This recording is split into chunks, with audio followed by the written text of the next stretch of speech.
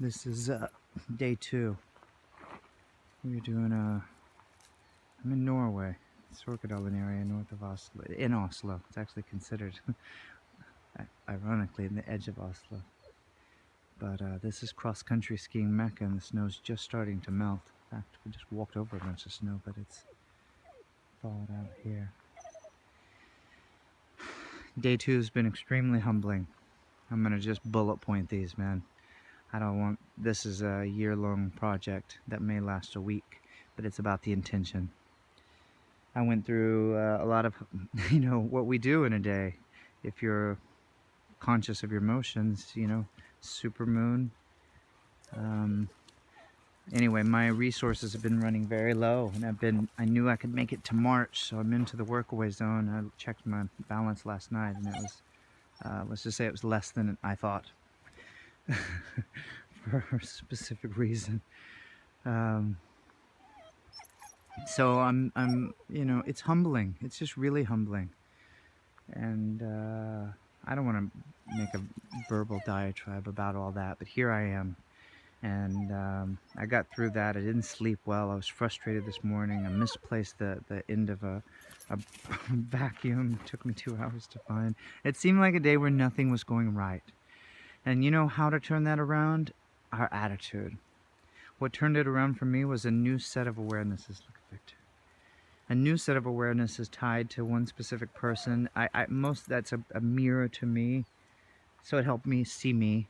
It's always somebody different, but it's often the people we've been the closest to, and then it ends up being about ourselves.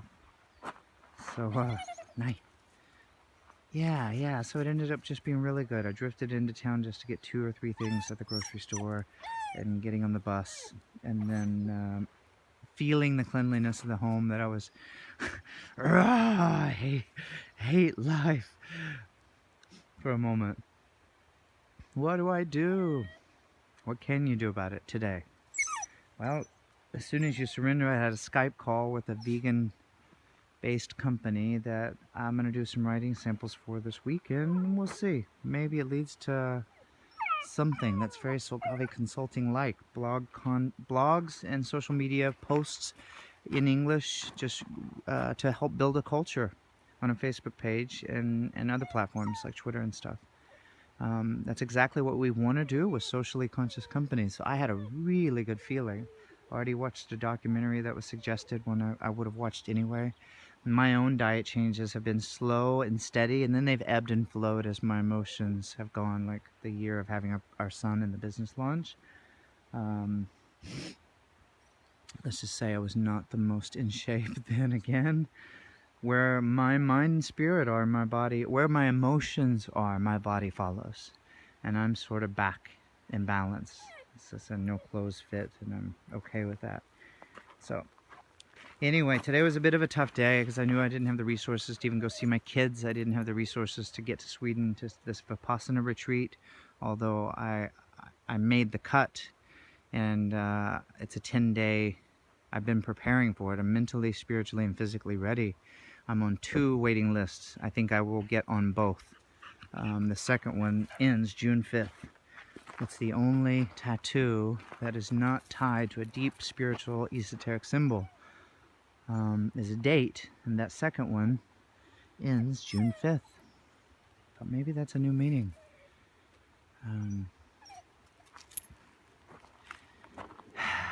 So I am grateful to have mentors in my life to remind me of my messes. I wanted to say this yesterday, but I didn't. Maybe I'll just start walking back. You guys want to go back? J.P. Sears is the Stephen Colbert of spirituality. He has an alter ego who's ultra spiritual. Puts on a bandana and he just kind of amplifies who he is. A guy from Southern California, raised in the New Age spiritual world. Let's sit here and look at this for a second. And he's done these hilarious videos on things. He's calling, it's very much Stephen Colbert-ish. And then when you got into the second half of this interview where he became himself, which is just almost the exact same, just aware that the other one is a character amped up by 50%. He said the most impactful thing for him was when he got a mentor in his life. who could call him on his shit. He had already been an emotional coach, and he was elevating in the spiritual circles, doing what he called spiritual bypassing.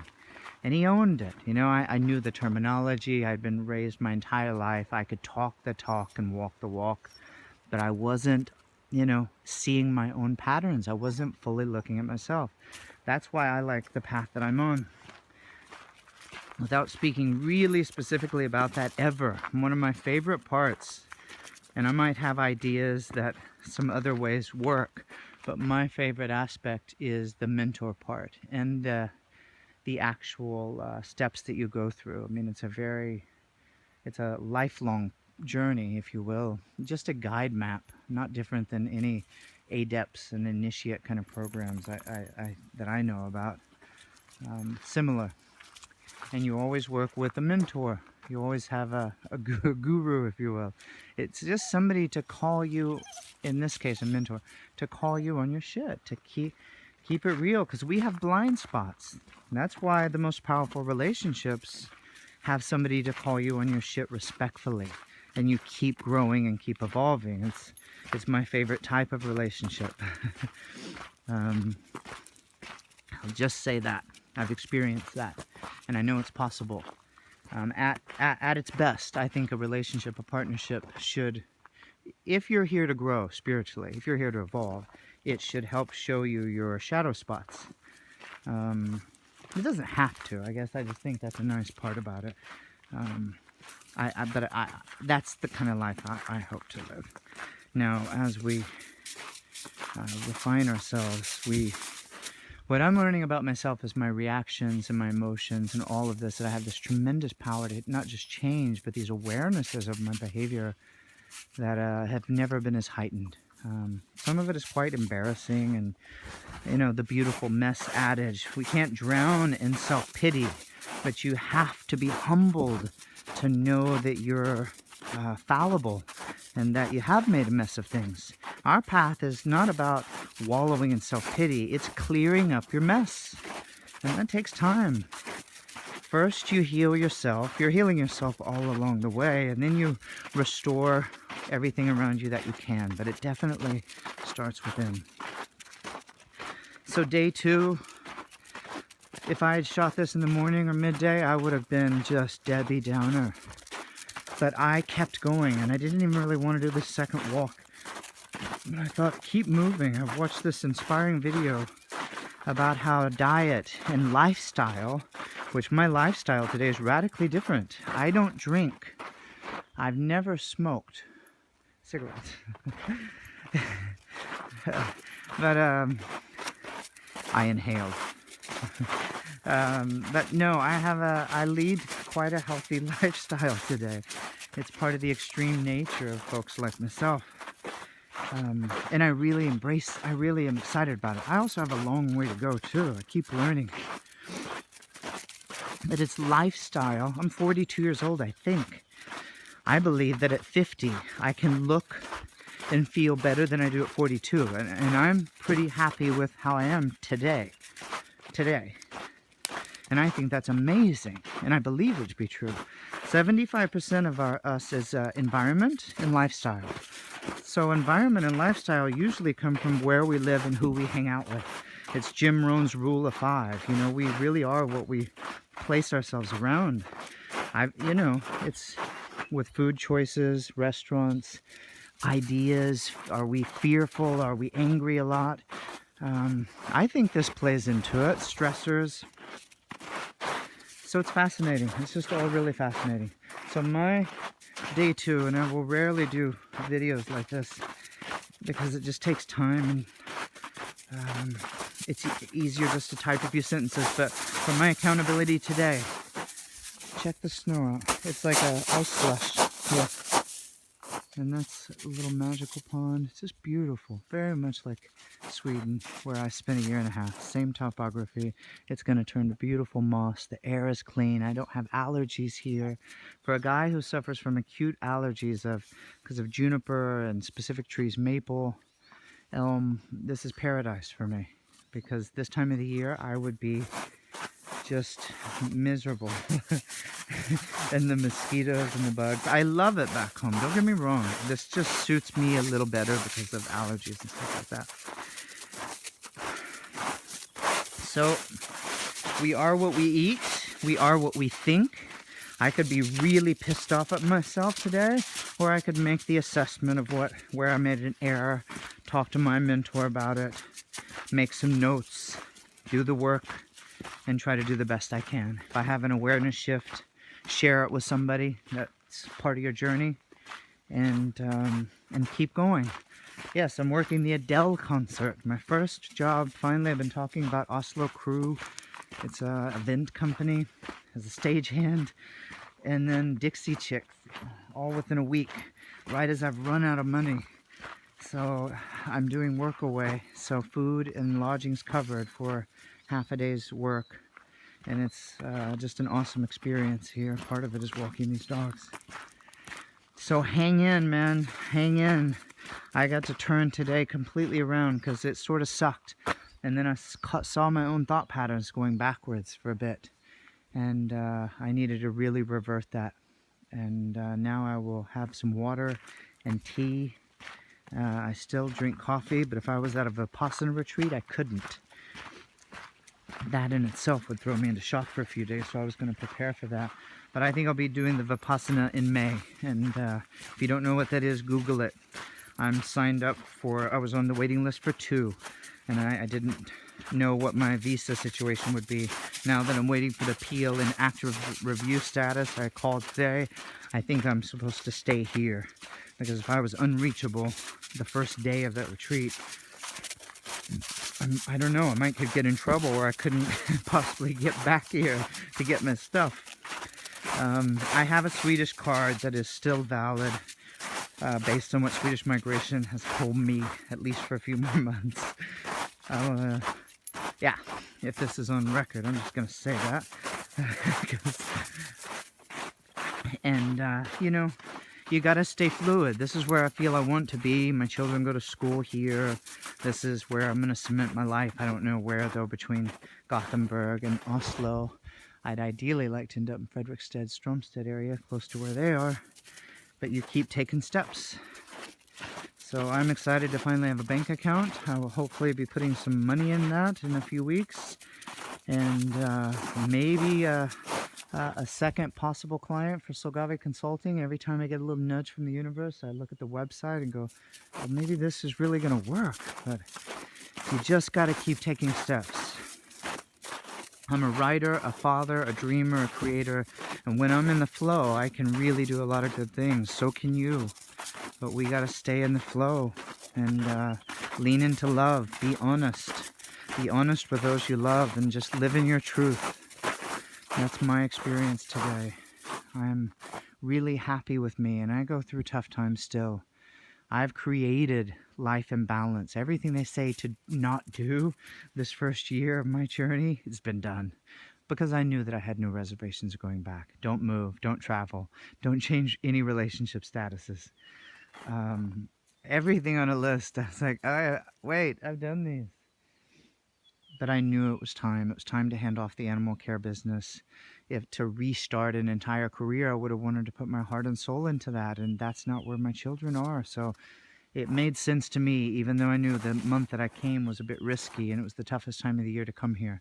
I knew jobs and stuff wouldn't start happening till spring, but I also knew I could work away through that period. And I had some illusions about how things would go. I will admit that. It's important to know what our illusions were, and I had about 1,000. I thought I had 2. I was telling somebody I thought I had 2 layers of the skin maybe to pull back once I landed because of how much great progress I had made and where I was. And look at me. There was still 1,000 more to go. Just today, I realized every, how do I say it? I could have handled so much better upon landing. But I didn't have stability yet. I didn't have my own bed and I didn't have my own place. That is not a pity party. It just made it harder for me, but harder meant more growth. It meant more value. When I get family back, when I get regular, when I get these things back that I've lost, It's everything that I had. It's nature, it's animals, it's healing, it's children, it's travel, it's love, it's all the things that this blog site stands for. Hang in. Don't give up. We'll see what day 3 is like. I'm going to try to never share too many personal details that would out anybody else. This is just about my journey. But for the next week, it's going to be a very lively one, which probably means not a video like this. That's kind of why I purposefully did today. Tomorrow's going to be an exciting day going into town, into the city. I have a meeting with friends, my spiritual group, seeing an old friend, dropping off a key, getting my Norwegian debit card, and yeah, onward and continuing to take more steps. I thought today was going to just sort of plummet me off the side tracks, and I dumped a little bit of my shit onto others, and I'm every day mindful of that. Don't dump your fear onto others. Dump your love. Dump your courage. Dump your awareness shifts, but don't dump expectations and your frustrations on others, because that will not bring them back. Today I'm emitting a different frequency, and it will change tomorrow and hopefully next month. But I can damn sure tell you that I was emitting a low frequency when I arrived. I was desperate, and I thought things should go a certain way, and come on, I've traveled this far, and that emitted a low frequency. So whoever I'm attracting into the world, friendships, work, clients, partners, wives, whatever, you need to be, I needed to rise up to the right vibration myself, and I'm humble enough to say, you know what? I was far from it. I was scared when I found out about UDI. That was a bad day. I reacted inappropriately. There's been a few of these days where I had some tough news and I didn't handle it as well as I could. I did as good as I could based on where I was in that moment. But looking back, my God, have I changed. And this is day 2, and I got a long way to go, folks. I still don't have my own address. I don't have a car here in Norway. These things will come in time. Within the first year, it's important to get your license here, or it gets really expensive. So all of these things are steps. You know, living in the city is easy to have public transport, but the rest, it's just steps. This is the expat journey. Hang in, follow your dreams, don't give up, and remind me to do the same. 365-day project. How much can one's life change? I'm not putting the camera on me, I'm just doing circles and thinking endlessly. All right, peace.